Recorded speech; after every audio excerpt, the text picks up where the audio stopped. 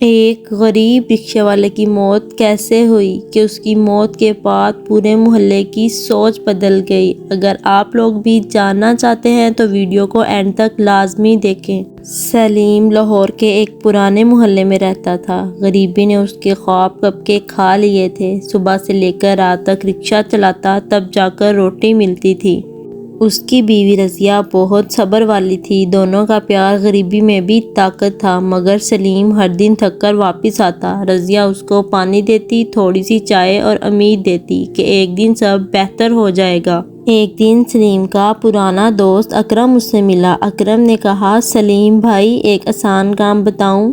بس ایک دفعہ چھوٹا سا ٹیسٹ کروانا ہے، پیسے ملیں گے اتنے کہ سال بھر خرچہ نکلے۔ سلیم نے پہلے منع کیا، پھر جب اکرم نے 50,000 ایڈوانس دکھائے تو سلیم کی آنکھوں میں امید کی چمک اٹھی۔ اس نے سوچا، رضیہ کے لیے نئے کپڑے، بچوں کے لیے دودھ، بس ایک ٹیسٹ ہی تو ہے۔ اگلے دن اکرم سلیم کو ایک پرائیویٹ کلینک لے گیا۔ وہاں ایک عجیب سی گرمی تھی۔ ڈاکٹر نے اس کا خون لیا، کچھ پیپر سائن کروائے۔ سلیم کو کچھ سمجھ نہ آیا، لیکن جب اس کے ہاتھ میں پہلے سے بھی زیادہ پیسے آئے تو اس نے سب سوال بند کر دیے۔ اس نے سوچا، اللہ کا شکر ہے، گھر میں روشنی ہوگی۔ رضیہ کو پیسے دیے تو اس کی آنکھوں میں آنسو آ گئے۔ سلیم، یہ پیسے کہاں سے آئے؟ سلیم نے صرف اتنا کہا، سب ٹھیک ہے۔ 3 دن بعد سلیم کو پھر سے بلایا گیا۔ کلینک میں اکرم نے کہا، بس تھوڑا سا اور پروسیجر ہے، پھر سب کلیئر ہو جائے گا۔ سلیم کو ڈر لگا، مگر اکرم کی باتوں میں اس کا چین تھا۔ سلیم کو بے ہوشی کا انجیکشن لگایا گیا۔ اسے سب کچھ دھندلا نظر آ رہا تھا۔ اس کی آنکھوں کے سامنے رضیہ کا چہرہ گھوم رہا تھا۔ اس نے سوچا، یہ سب کس لیے ہو رہا ہے؟ مگر پھر اس کو محسوس ہوا کہ اس کے اندر سے کچھ نکالا جا رہا ہے۔ جب سلیم کی آنکھ کھلی تو وہ ایک پرانے کمرے میں پڑا تھا۔ اس کے پیٹھ میں زخم تھا اور سینے میں آگ جل رہی تھی۔ اسے کچھ سمجھ نہ آیا کہ کیا ہوا ہے۔ اکرم غائب ہو چکا تھا۔ وہ نہ ہل سکتا تھا، نہ بول سکتا تھا۔ دھیرے دھیرے سمجھ آیا کہ اس کا گردہ نکال لیا گیا ہے۔ سلیم نے چیخنا چاہا، مگر آواز گلے میں ہی اٹک گئی۔ اسے پتہ چل گیا کہ وہ بیچا گیا ہے۔ 2 دن تک سلیم وہیں پڑا رہا۔ کوئی پانی دینے والا نہ تھا۔ آخر کسی نے اسے روڈ پر پھینک دیا۔ لوگوں نے جب سلیم کو دیکھا تو پہچانا بھی نہیں۔ اس کا چہرہ پیلا تھا، آنکھوں میں موت کا سایہ تھا۔ کسی نے رضیہ کو خبر دی۔ جب رضیہ نے سلیم کو دیکھا تو وہ ٹوٹ گئی۔ اس نے سلیم کو گلے لگایا، اس کے زخم دھوئے اور گھر لے آئی۔ مگر سلیم کی سانس ٹوٹ رہی تھی، اس کا جسم خالی ہو چکا تھا۔ رضیہ نے محلے والوں سے ادھار مانگا، ڈاکٹر کو دکھایا، مگر ڈاکٹر نے کہہ دیا، یہ زندہ نہیں بچے گا، گردہ نکالنے کا نقصان ہو چکا ہے۔ رضیہ کا سر گھوم گیا۔ اس نے اپنی چوڑیاں بیچی، بچوں کے کھلونے بیچے، مگر دوا نہ خرید سکی۔ سلیم نے بیکار سی آواز میں کہا، رضیہ معاف کر دینا، میں سب تیرے لیے کیا، اور پھر اس کے لب خاموش ہو گئے۔ سلیم کی لاش گھر میں پڑی تھی۔ رضیہ کے پاس کفن کے پیسے بھی نہ تھے۔ محلے والوں نے اپنی مدد کرنے کی کوشش کی، مگر ہر کسی کا اپنا گھر تھا۔ رضیہ نے سوچا، یہ رکشہ ہی ہے جو سلیم کا ہے، اسے بیچ دوں۔ اس نے وہ رکشہ بیچا جو سلیم کی روزی تھی۔ اسی سے کفن دفن اور قبرستان کا کرایہ ہوا۔ اس رکشے نے سلیم کو زندہ رکھا اور اسی نے اسے مٹی میں دفن کر دیا۔ سلیم کی موت نے گاؤں میں دکھ کی لہر ڈال دی۔ لوگ اکرم کو ڈھونڈتے رہے، مگر وہ شہر چھوڑ کر بھاگ گیا تھا۔ رضیہ نے صبر کی روٹی کھائی، اپنے بچوں کو گلے لگایا اور سلیم کی قبر پر جا کر روئی۔ اس نے کہا، اللہ تجھے ظلم دکھتا ہے، میں اکیلی ہو گئی ہوں، لیکن کبھی بے ایمانی نہیں کی۔ اس نے اپنے بچوں کو قسم دی کہ کبھی حرام کا پیسہ نہ لانا۔ اس دن سے رضیہ نے محلے میں کپڑے دھونے کا کام شروع کیا۔ اس نے اپنے بچوں کو مدد سے پالا۔ ہر رات وہ سلیم کی قبر پر جاتی اور روتی، دعا کرتی اور کہتی، یا اللہ ظلم کا انجام یہی ہے، حرام پیسہ کبھی برکت نہیں لاتا، جو کسی کا گردہ بیچ دے اس کے گھر بھی خالی ہو جاتا ہے۔ لوگ رضیہ کی مثال دیتے کہ جو صبر کرے وہ کبھی اکیلا نہیں ہوتا، اللہ سب دیکھ رہا ہے۔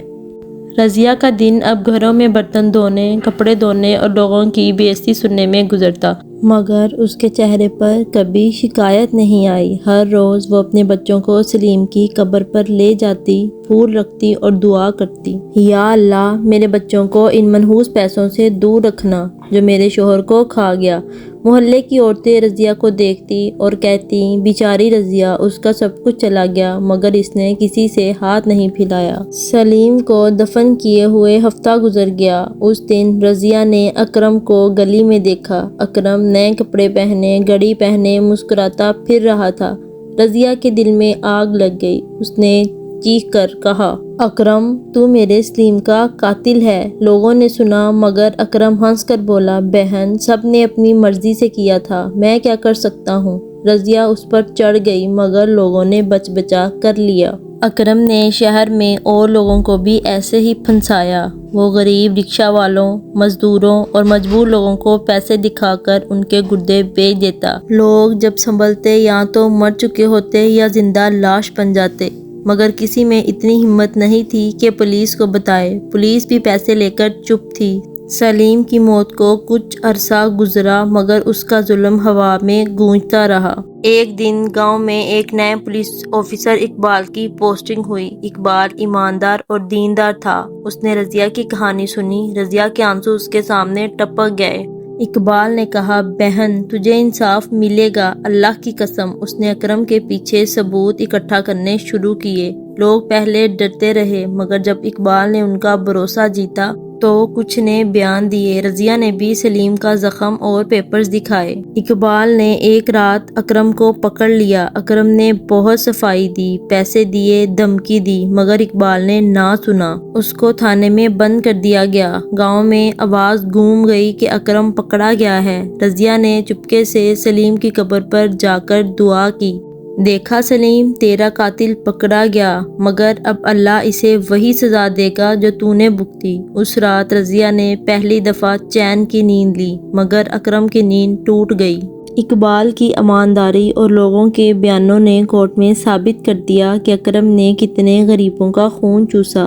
جج نے اسے عمر قید کی سزا دی اور گاؤں والوں نے پہلی دفعہ دیکھا کہ ظلم کا انجام کیا ہوتا ہے۔ رضیہ نے سلیم کی قبر پر جا کر دعا کی کہ انصاف ہو گیا۔ رضیہ نے صبر سے گھر چلایا اور سلائی شروع کی اور حارث کو ایمانداری سکھائی۔ حارث نے اسکول کالجز میں نام بنایا اور سلیم کے قاتل کو سبق بنا دیا۔ اس نے غریبوں کو اکرم جیسے دھوکے بازوں سے بچنے کو درس دیا۔ اس کی محنت اور ایمانداری نے پورے محلے میں عزت بنا دی اور اس کے گھر سلیم کی قربانی کا مثال بن گیا۔ حارث نے سلیم فاؤنڈیشن بنائی، سینٹر کھولا اور محلے کی عورتوں کو روزگار دیا۔ اس نے رکشے والوں کو ٹریننگ دی کہ اپنا ایمان اور جسم نہ بیچیں۔ حارث ایسے ہی آگے بڑھتا رہا۔ اس کے ساتھ پورے محلے کی دعائیں تھیں۔ اس کی ماں بوڑھی ہو چکی تھی۔ وہ آگے ترقی کرتا گیا۔ وہ اپنی ماں کا بہت خیال رکھتا تھا۔ ایک دن اس کی ماں اس دنیا سے چل بسی۔ وہ بہت رویا کہ آج میرے پیچھے دعا کرنے والی چلی گئی۔ حارث ہر عید پر اپنی پہلی کمائی سے پھول سلیم اور رضیہ کی قبر پر رکھ کر دعا کرتا۔ اس کے لیے ہر روزی حلال تھی، ہر روٹی میں برکت تھی۔